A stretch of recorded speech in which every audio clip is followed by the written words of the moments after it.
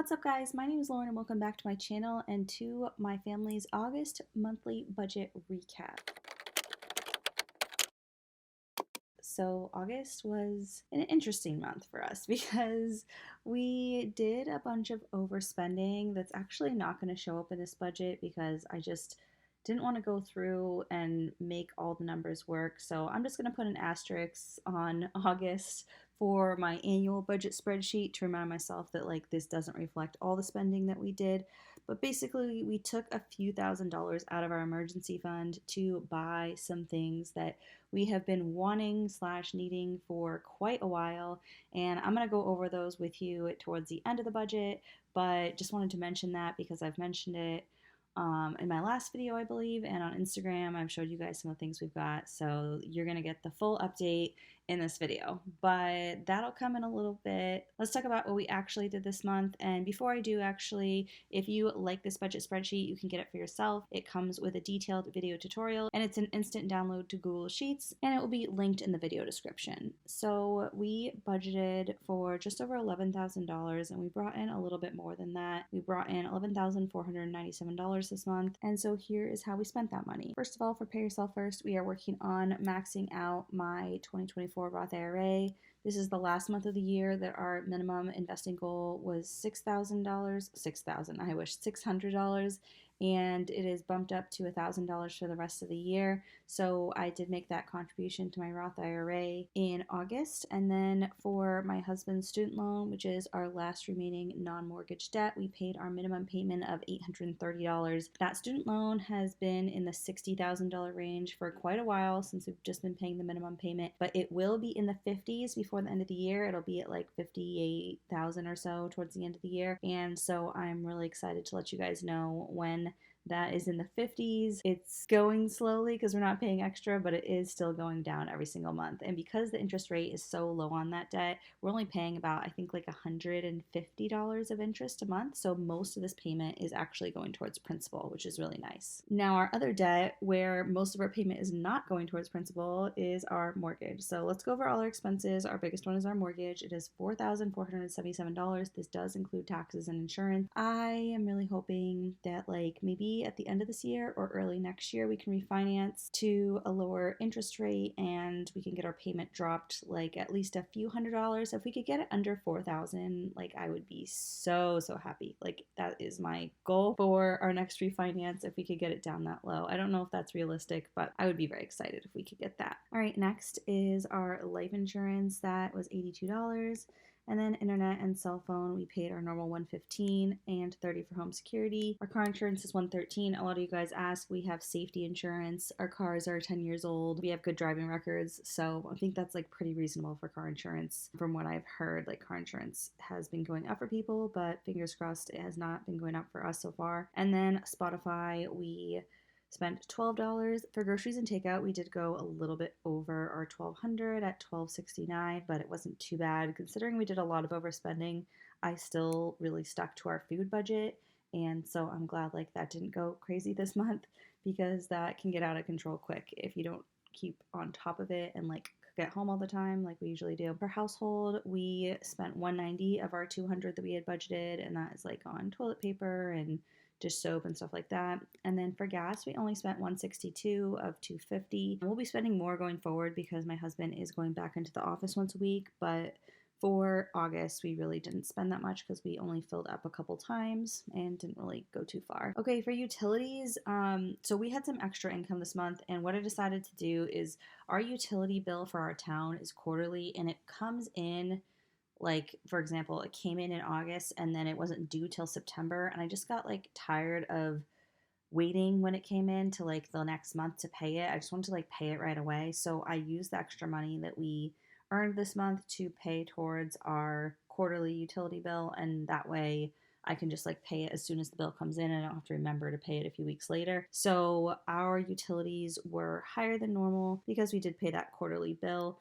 So I had budgeted 450, and our regular utilities were actually over 450 by a little bit. They were 473, but then the rest of that was the quarterly bill. And then for miscellaneous, we went a little bit over $32 on our 25 that we budgeted. All right, let's take a look at our sinking funds. So my husband got 200, and myself and my two daughters each got 100. This is going to be balanced out starting in October. We're all going to get 150 because we moved some things around, and that's going to work better for everybody. But that's how it was for August. And then for school and activities, we budgeted $1,000. And one thing I failed to realize is there were certain fees for my daughter's school that we were going to need to pay, and we had budgeted some, but not enough. She started public school at the end of August, and so that was part of our overspending was $500 we had to pull from savings to pay for some school fees. Just because it's public school doesn't mean it's totally free. I've learned. So that's not reflected in here, but yeah, we still like ended up with a little bit of a negative balance in school and activities for the month. But yeah, I probably should actually record that $500 in here because I'm gonna not remember it next year. But I think I'm gonna do like a separate sheet of like all these annual fees because now there's like these more of these annual fees that are coming up, like stuff for school and stuff for like I can't think of it offhand, but there's like other stuff that's happening. Oh, like stuff for our like landscaping and stuff. So I think I might make a spreadsheet that's like all the annual things that come up and all the school fees and all the school spending we do, like back to school supplies and stuff like that. So I have it all in one place and I can know throughout the months like when to put a little bit more. For Miles, he got his normal 250 and he ended the month with $186 in his fund. So he is doing good with that 250 amount. That's been working for us really well this year. And then we put $50 to gifts and spent some money on gifts this month, so that's a little bit negative, but not too bad. And then for my girls' birthdays, which are done, so just this is our Christmas fund now, we are officially putting money for Christmas stuff. So that ended with almost $200 because it was a little bit negative to start. We have $197 towards Christmas. So there's 4 more months after August till Christmas. So we'll end up with about $1,000 in our Christmas fund, which should cover presents, food, clothes, Christmas pajamas, Christmas cards, all the stuff that we do for the holidays. Next, for car maintenance, we contributed $100, and thankfully, like, we have not had much car maintenance. I do need an oil change, and I probably need new tires before the winter comes, so not looking forward to dropping the money on that, but this fund is slowly accumulating a little bit of a balance, which is nice, so we'll have something to put towards things that come up with our cars. And for home maintenance, same thing this month. We have accumulated a bit in this fund, $521, which is good because we've got like a fall cleanup coming up with our landscaping company, and that's going to be I think $600. So good, this is building up a little bit to cover that. And then hopefully like home maintenance won't be so expensive over the winter. We'll see though, you never know with a home. And then finally for home decor, that's where I just put like all the rest of the money we had in our budget this month, $87. And so we spent 128 and had negative 11 left in there. Now that's not actually totally accurate. We did buy some other stuff for home decor. Probably spent about, I don't know, I want to say like $500 to get supplies for doing picture frame molding in our living room. And I shared pictures of this. I'll put a picture in the video to show you guys, to get a brad nailer and like all the supplies we needed for that. And it looks so beautiful. We still have to paint it, but it is like 80% of the way done, and I really love it. The other thing that we got for home decor is we got kitchen chairs. We have been eating on card table chairs for 8 months since we moved into our home. We have never had a kitchen table before, me and my husband, in every apartment we've had, except our first apartment after we got married, but we weren't there. We were there like 11 years ago. But other than that, we've always just had like a little bar with bar stools and no room for a table to actually eat at. So we had no kitchen table or chairs when we moved in. So I got a table from Home Depot for pretty cheap that I finished myself. And then we had been looking and looking for chairs that we thought would be good for our family. And I finally found some. And we dropped $1,200 on chairs. That was with taxes and shipping and everything. But they are really good quality. They're very comfortable. And I love the style. So I'm really happy with them. I still need to get 2 more chairs for like the heads of the table, but that can definitely wait. Our dining area like just feels more finished now that it's not just like hard table chairs, and also it's more comfortable to eat since the chairs are like the proper height for the table. So that was not a total need for sure, but I just like I was tired of sitting on uncomfortable chairs for every single meal, and that was one thing we did. The other thing we spent on is we got a new treadmill. When we moved, we had a treadmill in our condo and we put it in storage, and then when we moved again to our house, part of it got damaged in the move, and we were thinking of trying to fix it or get like a repair person out, and I just kept feeling like I was never going to feel safe on a treadmill that had been damaged, and so we decided to just purchase a new one. We spent around $1,000 on that treadmill. It was $1,200 with delivery and everything, and now we have a new treadmill in our basement, which is still going to be so important for health and mental health in the cold months to get my steps in, and convenient for exercising when you've got small kids and don't really have time to get to the gym. So those are the things we spent on. Oh, and the other thing that I would have put in like the home decor category, which isn't really decor, but it's hard to know like where to put some of these things, is I got a new set of pots and pans. I got Caraway pans and pots. I spent like I think around $500 on a full set of new pots and pans, and ours that we had were from our wedding shower 11 years ago, and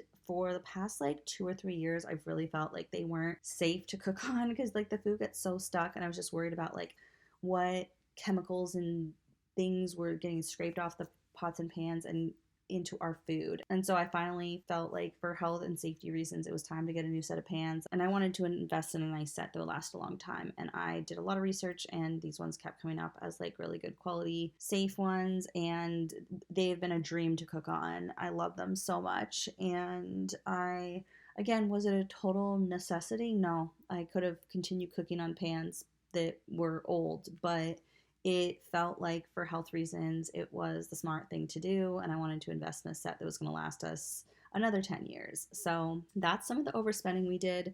Our emergency fund is now depleted somewhat, but I feel like it's still in the safe range. It's still in the 3 to 6 month range. So we may build it up, we may not. I'm just not too sure at this point. But yeah, so we did some spending. I feel really good with all our purchases. They were all things that we were thinking about for a very long time, and I'm really, really happy. So getting back to the budget, we started out with $10,427 in our sinking funds, which 10,000 of which is really like part of our emergency fund. The rest of our emergency fund is in a high yield savings account, but I just like to keep $10,000 in our checking account. And these sinking funds are just all in our checking account.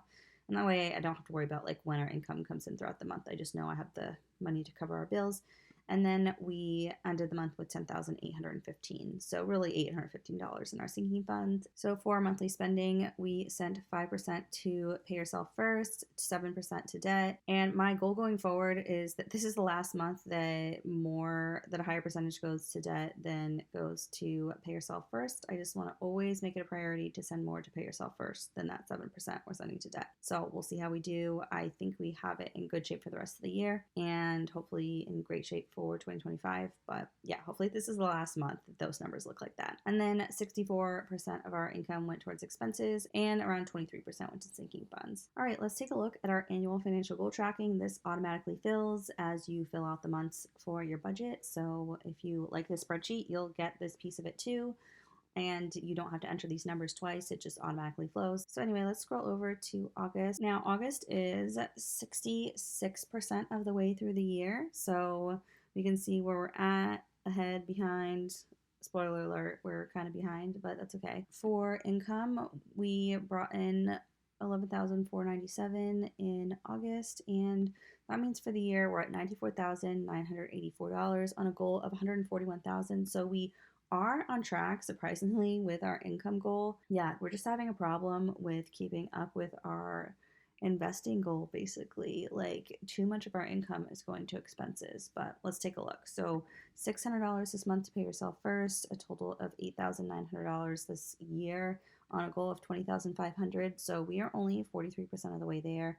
We should be like 66% of the way there because that is 2/3 of the way through the year. But you know, whatever we can do is better than doing nothing, but we're definitely going to push to invest more over the next few years. Like that's something that's really been bothering me since we bought our house, is that because our mortgage is so large, we just have such little just other income available for things that are important to us, like investing. And sure, our house is an investment in a way, but like so little of that payment is going towards principal every month. I just don't think of it like that. So I really can't, like, I'm dying to ramp this up. So we'll see what we can do. I just don't see us really being able to reduce our expenses at all. Like, the way to increase our investing is to reduce our expenses or increase our income. So obviously increasing our income is always a huge goal and something we're trying to work on. And then for decreasing expenses, the only expense I could see decreasing potentially is our mortgage if we're able to refinance at some point in the future. So I hope that's an option, but I'm not relying on it. So anyway, we'll have to figure something out because other than that, like I think we're pretty much sticking on track besides like our overspending this month. Like in our normal budgeted spending, at least we are really at like our minimum spend amount to live comfortably in all the categories and like still allow my kids to like, do one or two activities and us to buy like organic vegetables and like the things that we've decided are important to us. All right, for debt, we obviously just paid the 830 this month and we are on track with this because our goal is just to pay all the minimum payments. So we're at 6640 on a goal of 10,000 and exactly on track at 66% of the way there. And then for expenses and sinking funds, $10,067 went there this month. We're at 79,444 on a goal of 110,500. So we are 72% of the way to that goal, which means we're ahead, which is not great. That means we spent more of our income than we should have this year so far on expenses and sinking funds. So again, like life is just really expensive right now. I feel like we're doing a really good job overall. It's hard when you like own a home and have kids and have debt and have a high mortgage interest rate. Like it's not been a great year for us. Like it's been a little tough. It's been a little tough psychologically to go from having a lower mortgage and a lower interest rate to a higher one and a higher interest rate without having our income go up significantly, because I feel like we took a step backwards, even though like I would do that a million times over to be like in our long-term home when my daughter started kindergarten this month and like no, she can stay at that school indefinitely.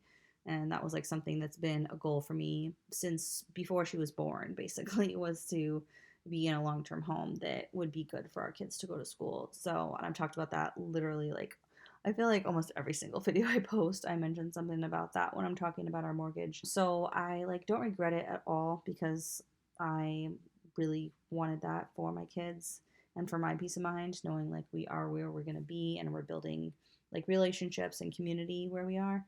But having that higher mortgage payment, man, has been mentally challenging for sure. Let's take a look. So this month, our percent to savings and debt was only at 12%, and we have a goal of 20% or more for the year. And then 88% went to expenses and sinking funds. So year to date, we're at 16% to savings and debt. So we're not too far behind that 20% goal, but we're going to have to step it up. And we are increasing our goal for amount to pay yourself first for the rest of the year. So hopefully that will improve. One of the things that helps is my daughter's not in preschool anymore, so we're saving quite a bit a month on that cost. Able to move that savings over to put towards investing, and that's basically the difference there. So that will definitely help for the rest of the year. It's been a hard year. It's been hard to like talk to you guys about money because I feel like we're doing great in a lot of ways, but we're like still just it's not smooth, it's not easy, it's not like flowing the way I hoped it would be 5 years into paying off debt. And next year is year 6 of our debt free journey, and it just feels like I should have this down by now. But anyway, we're gonna keep pushing. I'm gonna keep sharing because this is real life. It's not always like every year gets better and progress is not a straight line and all those cliches. So that is it for our August budget. Thank you guys for always tuning in and being so supportive of our journey for so many years. Even though it's hard to talk about money sometimes because it's not in the place you want it to be, we are still pushing forward and making progress, however little or however big, every single month. And I love sharing this journey with you guys, the good, the bad, the ugly, all of it. And like, I could have just not told you we overspent by like $4,000 or whatever it was this month and just left it out of my budget. But what's the point of like sharing your numbers if you're not going to be real about it? So I wanted to be honest with you and tell you all the spending we did, even though it wasn't like planned for. And sometimes that happens. As long as it's like not every month, it's okay if that happens some months. So we are back on our grind, back on our true budget, being very careful and very disciplined for the rest of the year. And hopefully we can end out 2024 in a good place. Just a reminder, if you like the spreadsheet, you want to get it for your own budget, it will be linked in the video description. If you like this video and want to see more from me, you can hit that subscribe button. I'd love to have you as a subscriber, and I'll see you guys soon in the next one. Bye.